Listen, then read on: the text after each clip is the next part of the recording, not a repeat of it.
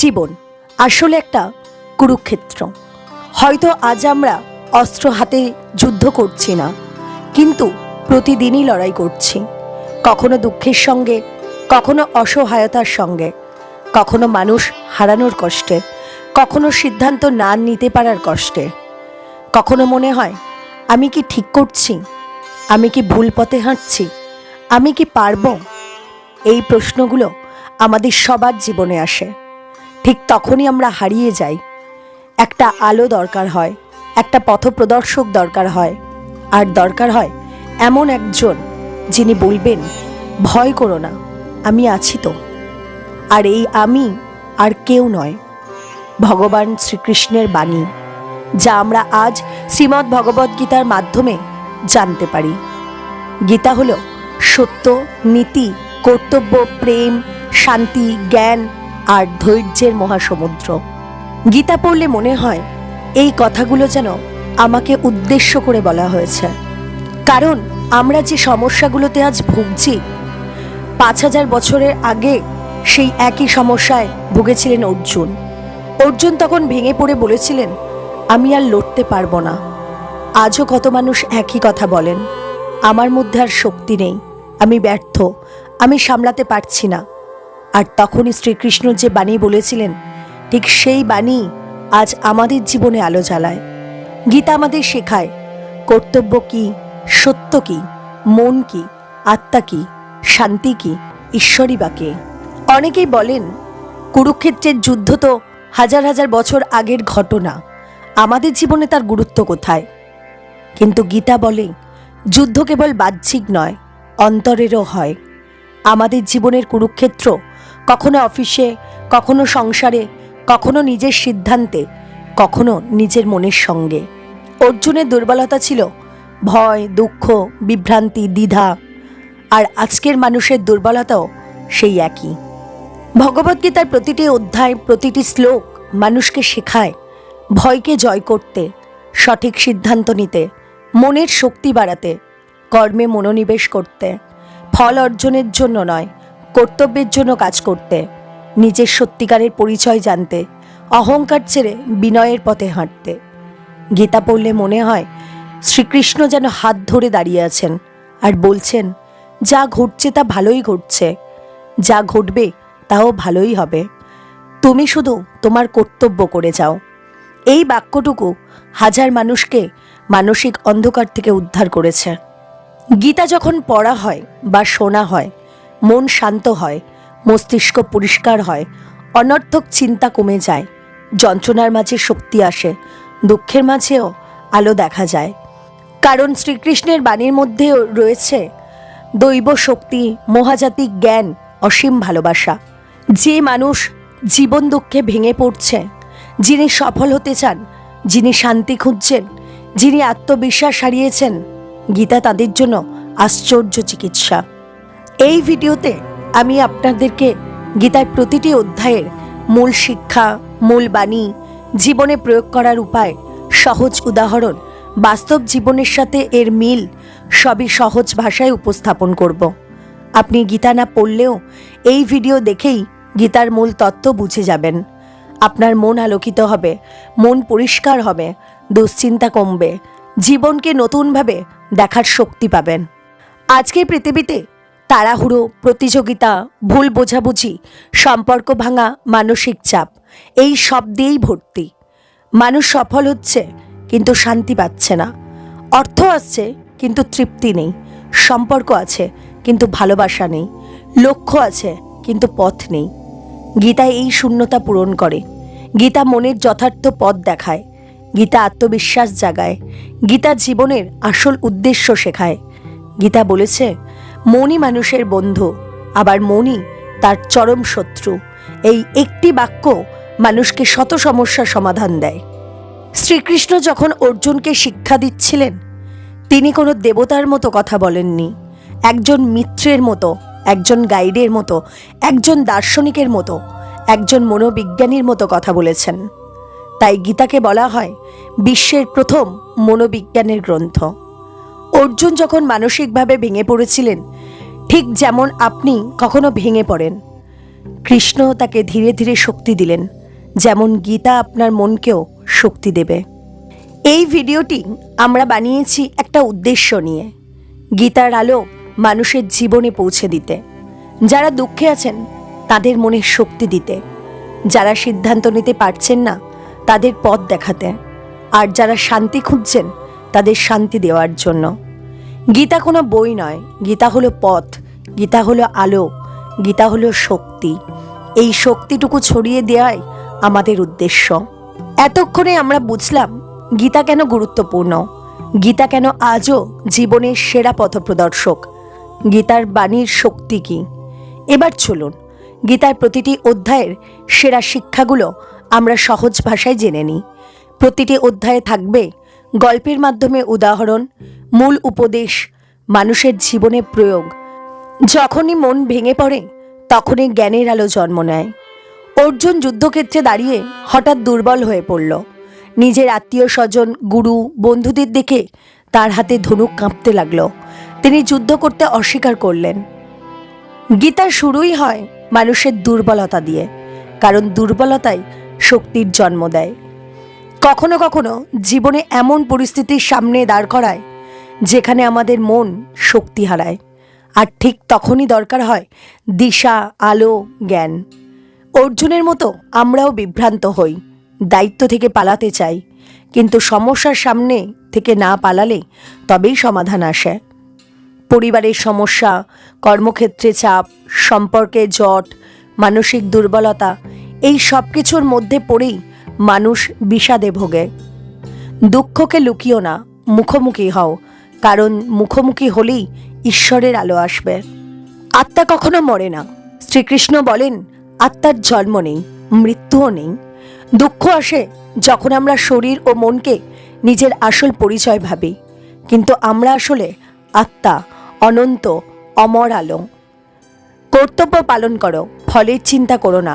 গীতার সবচেয়ে বিখ্যাত বাণী, কর্ম করো কিন্তু ফলের উপর অধিকার রেখো না।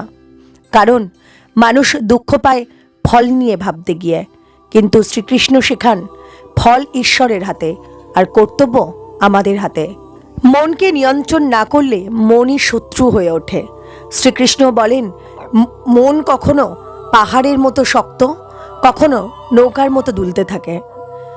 জীবনে সফল হতে চাইলে ফল নিয়ে নয়, কাজ নিয়ে ভাবতে হবে। রাগ, ভয়, লোভ, ঈর্ষা এরা মনকে দুর্বল করে দেয়। আত্মার সত্য বুঝলে দুঃখ আর ততটা কষ্ট দেয় না। এই বিশ্ব কর্মে ভর করে দাঁড়িয়ে আছে। শ্রীকৃষ্ণ বলেন কর্মই জীবনের আসল পথ। কাজ করো, কাজের মাধ্যমে পৃথিবীকে সুন্দর করে তোলো। কর্ম ছাড়া জীবন চলে না। ভগবান বলেন কর্ম না করে মানুষ এক মুহূর্ত থাকতে পারে না। আমরা দাঁড়ালেও, শ্বাস নিলেও, কথা বললেও সবই এক একটি কর্ম। নিঃস্বার্থ কর্ম সবচেয়ে শ্রেষ্ঠ। যে কাজ মানুষকে সাহায্য করে, যে কাজ অহংকার ছাড়া করা হয়, তার ফল সবচেয়ে পবিত্র। সমাজের মঙ্গলেও কর্ম দরকার। শ্রীকৃষ্ণ বলেন মহান ব্যক্তির কাজ সমাজকে পথ দেখানো। যদি একজন সৎ, নীতিবান মানুষ সৎ পথে হাঁটেন, সমাজ তাকে অনুসরণ করে।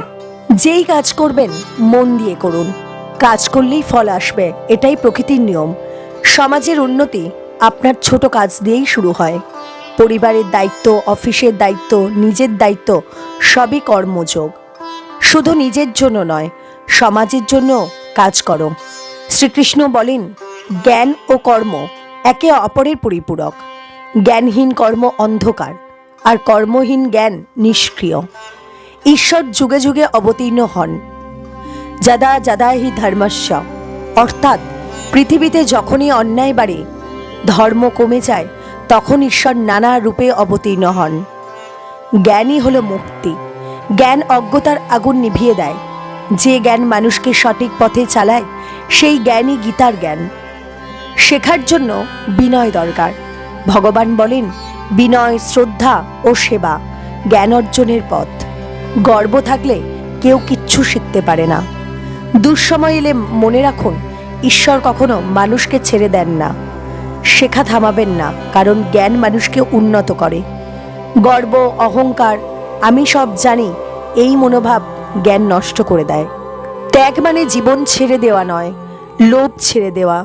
লোকেরা ভাবে ত্যাগ মানে সব ছেড়ে পাহাড়ে চলে যাওয়া, কিন্তু শ্রীকৃষ্ণ বলেন ত্যাগ মানে আসলে মনের ভেতরের আসক্তি ছাড়া। আসক্তি ছাড়া কাজ করতে শেখো। যে কাজ করবেন সেটা ভালোবেসে করুন। আসল ত্যাগ হলো শান্ত মন। যার মন শান্ত সেই প্রকৃত সুখী। কাজ করো, কিন্তু আমিত্ব ভাব ছেড়ে দিয়ে। আমি করলাম, আমি পেলাম, এই অহংকারের জন্যই দুঃখ আসে।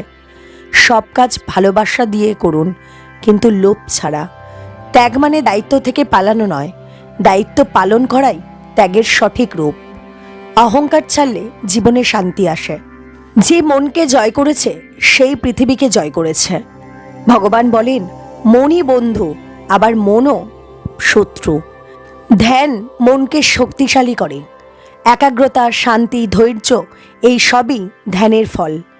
অতিরিক্ত খাওয়া অথবা অতিরিক্ত সংযম দুটোই ভুল। গীতা বাস্তবধর্মী, অতিরিক্ত কোনো কিছুই ভালো নয়।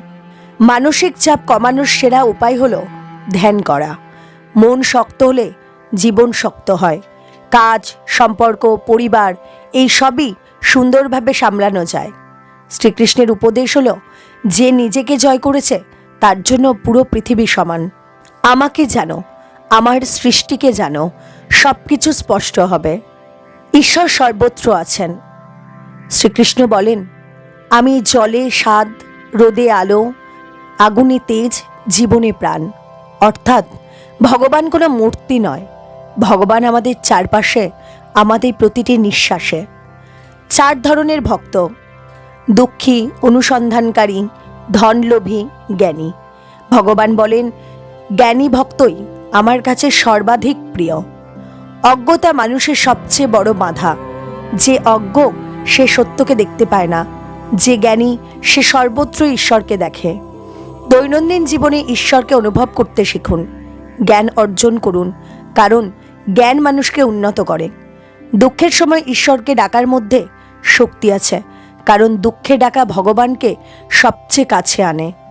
মৃত্যু মানে শেষ নয়, আরেক পথের শুরু। মৃত্যুতে যা মনে থাকবে জীবন তারই রূপ নেবে। ভগবান বলেন মৃত্যুকালে যে চিন্তা করে পরজন্ম সেই চিন্তাকেই পায়। অর্থাৎ মন যেমন হবে জীবনও তেমনই হবে। শেষ মুহূর্তে যিনি ঈশ্বরকে স্মরণ করতে পারেন তিনি জীবনের আসল সাফল্য পান। ব্রহ্ম অচল, অমর, চিরন্তন। সব কিছুর ঊর্ধ্বে যে সত্য, যা পরিবর্তিত হয় না, সেটিই হলো ব্রহ্ম। মনকে পবিত্র রাখার চেষ্টা করুন। মৃত্যুকে ভয় পাবেন না, মৃত্যু এক দরজা মাত্র। প্রতিদিন 1 মিনিট হলেও ঈশ্বরকে স্মরণ করুন, তা মনকে শক্তিশালী রাখবে। আমি তোমার অন্তরে আছি, তুমি আমার মধ্যে আছো। ঈশ্বর আমাদের এত কাছের, আমরা বুঝতেই পারি না। ভগবান বলেন আমি তাদের সাথে আছি যারা আমাকে ভালোবাসে। এটি ভক্তির সবচেয়ে মধুর বাণী। ছোট্ট এক দানেও ভগবান খুশি হন। 1 পত্র, 1 ফুল, 1 ফল, 1 জল। ভালোবাসা নিয়ে দিলে গ্রহণ করি, অর্থাৎ ভালোবাসাই আসল। ঈশ্বর কারোর প্রতি রাগ করেন না, তিনি নিরপেক্ষ। যে ভালোবাসে তার প্রতি তিনি স্নেহ করেন। ঈশ্বরের কাছে বড় কিছু নয়, ভালোবাসাই যথেষ্ট। নিজেকে ছোট ভাববেন না, ঈশ্বর সকলকে সমানভাবে দেখেন। ভক্তি মানুষকে মানসিক শান্তি দেয়। যা কিছু সর্বোত্তম তাই আমি। শ্রীকৃষ্ণ তার অসংখ্য বিবৃতির ব্যাখ্যা দেন। যা শক্তিশালী, যা সুন্দর, যা অসাধারণ, সবই ঈশ্বরের প্রকাশ। তিনি বলেন আমি সূর্যের আলো, আমি সমুদ্রের গভীরতা, আমি হিমালয়ের স্থিরতা, আমি সময়। ঈশ্বরের মহিমা সীমাহীন। অর্জুন কৃষ্ণের মহিমা শুনে স্তব্ধ হয়ে যান, কারণ শ্রীকৃষ্ণের শক্তি অসীম, অপরিমেয়। প্রকৃতির সৌন্দর্য দেখলেই ঈশ্বরকে অনুভব করুন। মহৎ কাজ করলে ঈশ্বরের শক্তি আপনার ভিতরে জেগে উঠবে। পৃথিবীর প্রতিটি শ্রেষ্ঠত্বে শ্রীকৃষ্ণের ছোঁয়া রয়েছে। ঈশ্বরকে কেমন দেখতে? অর্জুন যখন শ্রীকৃষ্ণের কাছে সত্য দেখতে চান, তখন শ্রীকৃষ্ণ তাকে দিব্য দৃষ্টি দেন। ঈশ্বর তার বিশ্বরূপ দেখান। অসংখ্য চোখ, অসংখ্য মুখ, অসংখ্য আলো। গ্রহ নক্ষত্র তার শরীরের অংশ, সৃষ্টি রক্ষা ধ্বংস সবই তার শরীরেই ঘটছে। এই দৃশ্য দেখে অর্জুন তো স্তব্ধ, তিনি ভয়েও আচ্ছন্ন, বিস্ময়েও মুগ্ধ। সময় শ্রীকৃষ্ণের অন্যতম রূপ। তিনি বলেন, আমি কাল, আমি ধ্বংসের রূপ। এর অর্থ হল সব কিছু সময়ের নিয়ন্ত্রণে চলে, সময় কখনো কোনো কিছুর জন্য অপেক্ষা করে না। বিশ্বরূপ দেখে অর্জুন মুগ্ধ হন, ভয় পান, আনন্দও পান, কারণ এই রূপ দেখার সৌভাগ্য মানুষের জীবনে একবারও আসে না। মহাবিশ্বের বিশালতা বুঝলে আমাদের অহংকার গলে যায়। আমরা খুব ছোট, তাই অহংকার নয়, বিনয় নিয়ে চলা উচিত। সময়কে সম্মান করুন, সময়ের সঠিক ব্যবহার সাফল্য আনে। যারা আমাকে ভালোবাসে তাদের আমি হৃদয়ে রাখি। ভক্তি শ্রীকৃষ্ণের কাছে পৌঁছনোর সবচেয়ে সহজ পথ। তিনি বলেন, জ্ঞান, ধর্ম, কর্ম সবই শ্রেষ্ঠ, কিন্তু ভক্তি সবচেয়ে মধুর পথ। সত্যিকারের ভক্ত কেমন? যে কারোর প্রতি রাগ রাখে না, দয়ালু, অহংকারহীন, শান্ত, ক্ষমাশীল, সত্যবাদী, অসৎ পথে হাঁটে না, ধৈর্যশীল। এমন মানুষকেই শ্রীকৃষ্ণ নিজের বন্ধু বলেন। ঈশ্বরকে হৃদয়ে ধারণ করো। বাহ্যিক আড়ম্বর নয়, ভেতরের ভালোবাসায় ঈশ্বরকে আনন্দ দেয়। মানুষকে ভালোবাসা ভক্তির একটি রূপ। ক্ষমা করা ঈশ্বরের কাজ। ধৈর্য ভক্তির শক্তি। প্রাণী, প্রকৃতি, মানুষ সকলকে সম্মান করুন। ভালোবাসাই সত্যিকারের ঈশ্বর। মানুষের শরীরকে ক্ষেত্র বলা হয়, আর যে এই শরীরের ভিতরে অবস্থান করে তাকে ক্ষেত্রজ্ঞ বা আত্মা বলা হয়। শরীর নশ্বর, কিন্তু আত্মা চিরন্তন ও অমর। প্রকৃতি এবং পুরুষ এই দুয়ের মেলামেশাতেই সৃষ্টি ও কর্মের জগৎ তৈরি হয়। জ্ঞান মানে শুধু পড়াশোনা নয়, নম্রতা, অহংকারহীনতা, সত্যনিষ্ঠা, করুণাবোধ, এই গুণগুলোকেও জ্ঞান বলা হয়। আসল সত্য, আত্মা ও ঈশ্বর একই চেতন শক্তির অংশ। এই জগতের সমস্ত সৃষ্টি তিনটি গুণের উপর দাঁড়িয়ে, সত্য, রজ এবং তম। সত্যগুণ মানুষকে জ্ঞানী ও শান্ত করে।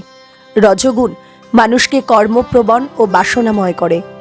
তমগুণ মানুষকে অলসতা, ভয় ও অজ্ঞানতার দিকে ঠেলে দেয়। যে মানুষ তিন গুণের প্রভাবকে বুঝে সেগুলোকে অতিক্রম করতে শেখে, সে মুক্তি লাভ করে।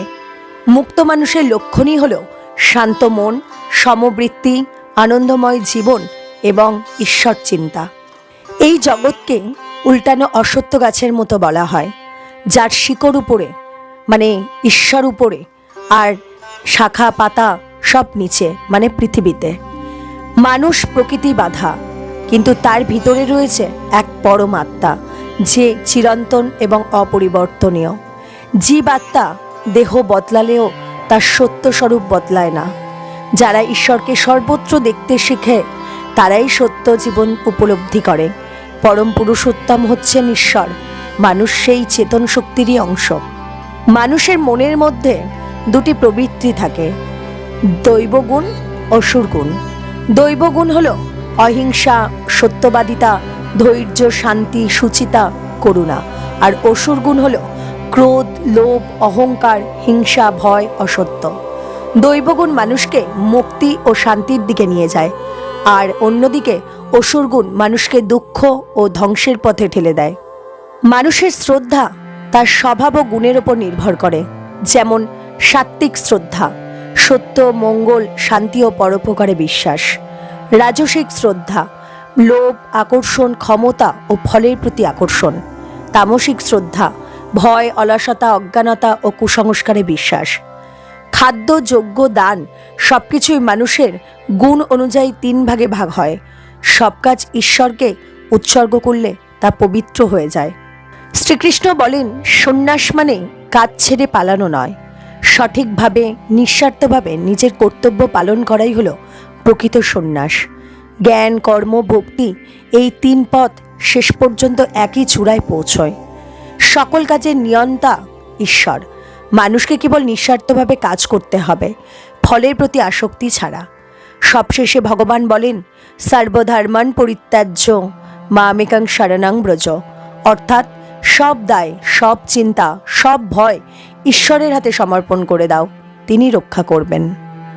গীতার শেষ ও সর্বোচ্চ জ্ঞান হল সম্পূর্ণ আত্মসমর্পণ। শ্রীমদ্ ভগবদ্ গীতা হল মানুষের জীবনযুদ্ধ জয়ের গাইড, অন্ধকারে আলো দেখার পথপ্রদর্শক, মনের দুঃখ ক্লেশের মাঝে অটল আশা। কুরুক্ষেত্রের যুদ্ধক্ষেত্রে অশান্ত মন নিয়ে দাঁড়িয়ে থাকা অর্জুন মানুষজাতির প্রতীক। আমাদের সকলের জীবনে এমন মুহূর্ত আসে যখন মন ভেঙে পড়ে, সিদ্ধান্ত নিতে পারি না, ভয় অস্থিরতা আমাদের আচ্ছন্ন করে ফেলে। আর সেই মুহূর্তেই গীতার বাণী আমাদের শেখায় মানুষের শক্তি তার বাইরে নয়, তার নিজের মন ও আত্মার ভেতরেই লুকোনো।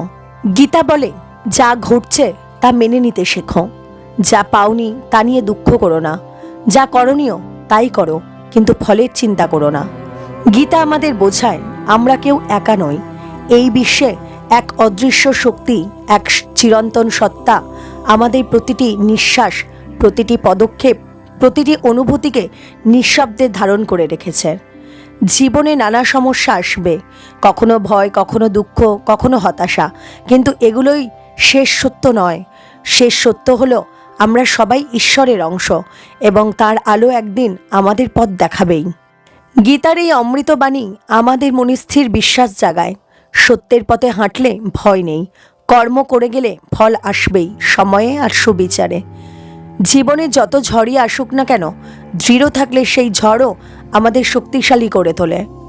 আজকের এই আধুনিক ব্যস্ত স্পর্শহীন জীবনে গীতার প্রতিটি শ্লোক যেন এক নিঃশব্দ পরশপাথর, যে মনের অস্থিরতা দূর করে, চিরতার শক্তিকে উজ্জ্বল করে, জীবনকে লক্ষ্যের পথে চালিত করে। শেষে একটাই কথা, গীতা পড়া মানে ধর্ম শেখা নয়, মানুষ হওয়ার শিক্ষা গ্রহণ করা। আজ যারা মন খারাপ, হতাশ, ক্লান্ত, তাদের উদ্দেশ্যে গীতার একটাই বার্তা, উঠে দাঁড়াও, নিজেকে চেনো, তুমি তোমার শক্তি, তোমার ভরসা, তোমার মুক্তির পথ। ভিডিওটি যদি আপনাদের ভালো লাগে তবে লাইক, কমেন্ট এবং শেয়ার করবেন, আর আমাদের ইউটিউব চ্যানেলটি সাবস্ক্রাইব করে রাখবেন। গীতার বাণী যত মানুষের কাছে পৌঁছবে তত মানুষের জীবন আলোকিত হবে। এই একটি ছোট্ট প্রচেষ্টা, আপনাদের সহযোগিতায় আরও অনেক মানুষের কাছে গীতার বাণী পৌঁছে দিতে পারে। জয় শ্রীকৃষ্ণ।